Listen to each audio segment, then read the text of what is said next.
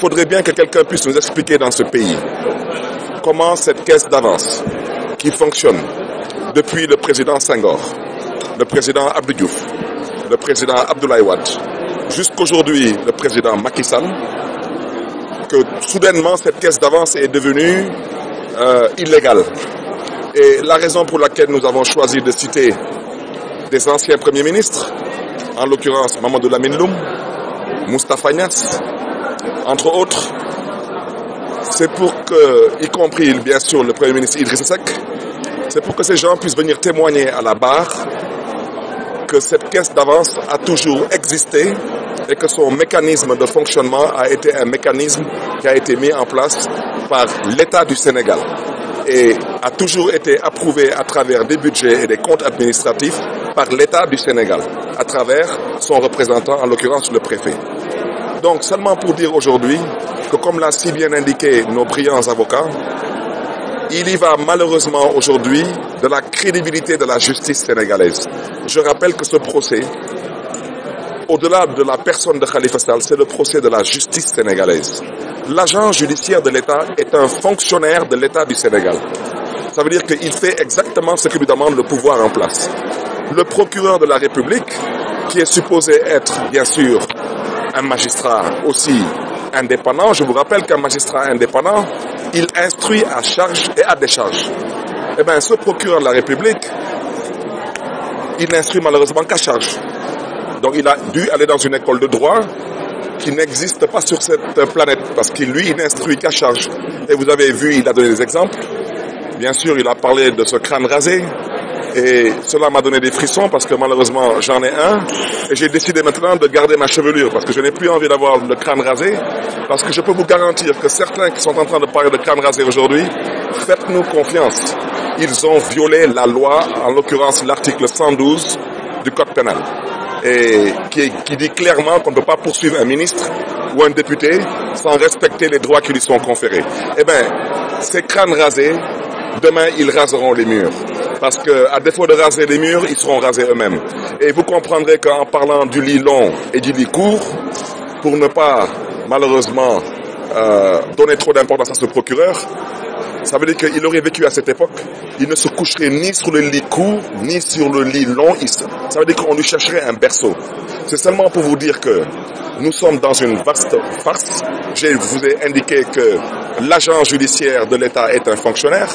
Le procureur, qui doit être là pour la société, je peux me tromper, mais se comporte et donne l'impression dans la tête de tous les Sénégalais qu'à défaut d'être un fonctionnaire, c'est un militant de la PR. Et vous comprenez qu'en plus de cela, aujourd'hui l'État s'est permis en même temps de chercher les avocats. Ça veut dire que l'État a 3 bras armés dans un procès dans lequel Khalifa Sall est seul avec ses avocats. Et on refuse même à la ville de Dakar, avec bien sûr encore un complot, pour ne pas dire une farce, qui porte la signature du préfet de Dakar, qui n'honore aucunement le commandement territorial, qui consiste à cantonner la ville de Dakar dans une posture qui est inadmissible. Pour dire encore une fois de plus que tout cela relève du complot d'État. Mais je voudrais vous dire avec force ici que nous, les soutiens de Khalifa Sall, nous sommes optimistes, nous sommes convaincus que le droit sera dit. Parce que nous avons entendu ici le bâtonnier de l'ordre des avocats, Maître Yerim Thiam, à qui, bien sûr, je réitère mes respects pour diverses raisons, parler de faux, parler de magouille à la ville de Dakar. Mais il faudra bien sûr que le bâtonnier de l'ordre des avocats, Maître Yerim Thiam, qu'il puisse nous expliquer, comme il semble être si intelligent que ça, comment un fonctionnaire de l'État du Sénégal, en l'occurrence un receveur-percepteur municipal, a pu pendant plus de 50 ans décaisser en numéraire. Il faut qu'on nous l'explique. Et je le rappelle, l'État du Sénégal ne paie aucune facture, aucun service en numéraire. Sortir 30 millions tous les mois, vous pensez franchement qu'il y a un seul fonctionnaire normal qui ose tous les mois décaisser 30 millions en numéraire, même si la ville de Dakar devait acheter du riz et du mil en produisant de fausses factures, la perception, le trésor n'est pas habilité à payer cela en numéraire. Il faut pouvoir bénéficier d'un quitus. Cet argent est viré dans un compte bancaire, qu'on arrête de raconter des mensonges et des contre-vérités. Et je vous dis que pour l'instant, par respect au tribunal, nous allons adopter une posture d'observateur jusqu'à ce qu'on rentre dans le fond. Parce que dans le fond, le droit sera dit parce qu'il devra être dit. Et au regret d'entendre le droit être dit, nous ferons de la politique. Parce qu'il faut que les Sénégalais et les Sénégalaises comprennent, excusez-moi, plus ou moins, que nous ne vivons plus pour certains dans une république. Il n'est plus à démontrer que Khalifa Sall est un homme à liquider. Il n'est plus à démontrer que Khalifa Sall est un homme à abattre. Vous avez vu même ce qui s'est passé depuis l'installation de Khalifa Sall en 2009. De 2009 à 2014, plus ou moins, Khalifa Sall n'a eu aucun problème. Je rappelle que le président Abdoulaye Wade a quitté le pouvoir en 2012 et je lui rends un vibrant hommage. Depuis l'arrivée du président Macky Sall considère qu'on lui a confié malheureusement autre chose qu'une république. Alors Macky Sall décide que la ville de Dakar, elle doit être combattue par rapport aux ordures.